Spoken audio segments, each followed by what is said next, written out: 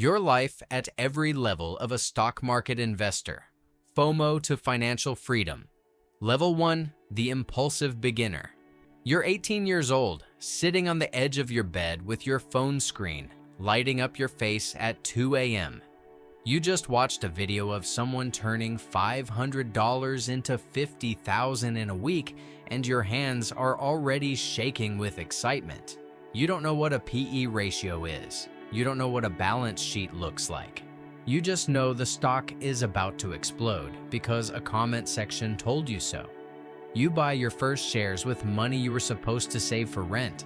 The price jumps 20% in a day and you feel like a genius.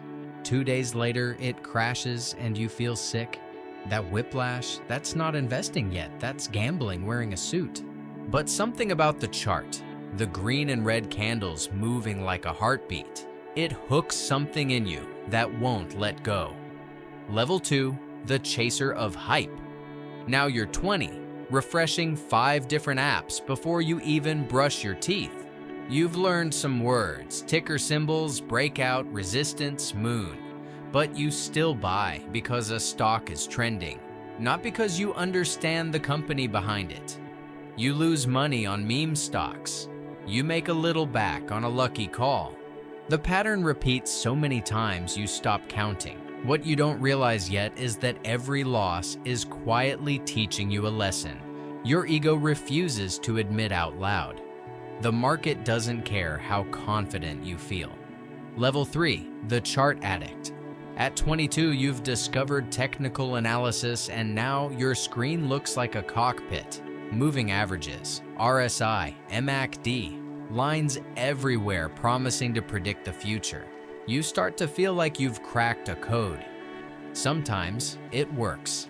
Most times it doesn't, and you blame the setup instead of the strategy. This is the level where you finally ask yourself an uncomfortable question. Am I trading a system, or am I trading my emotions and calling it a system? Level 4, the humbled reader. At 24, after enough losses to sting, you finally open an annual report and read it start to finish.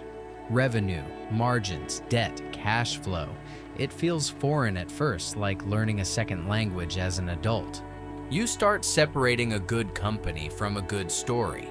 You realize hype and value are not the same thing, and that some of the loudest stocks online are quietly the weakest businesses in reality.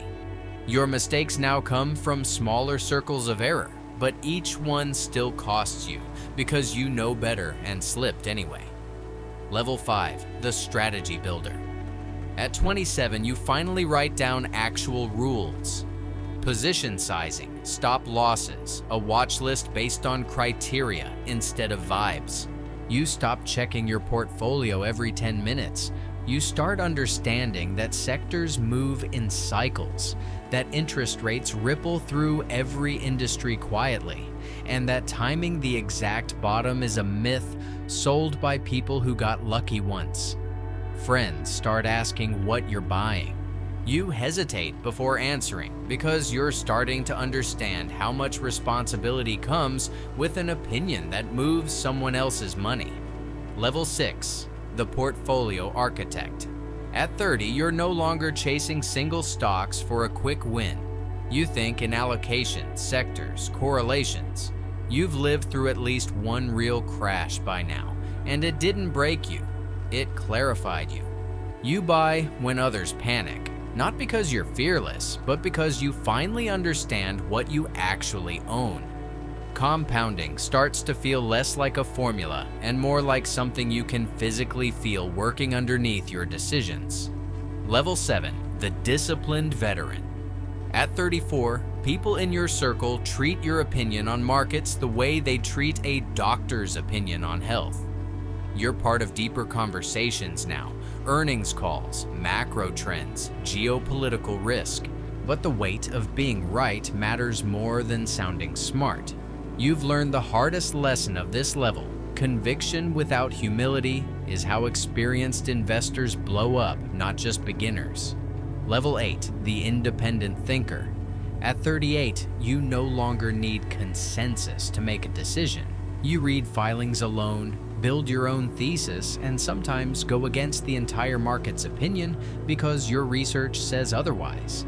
Your portfolio is significant now, but it doesn't make you relaxed. It makes you more careful because you're not just protecting money anymore.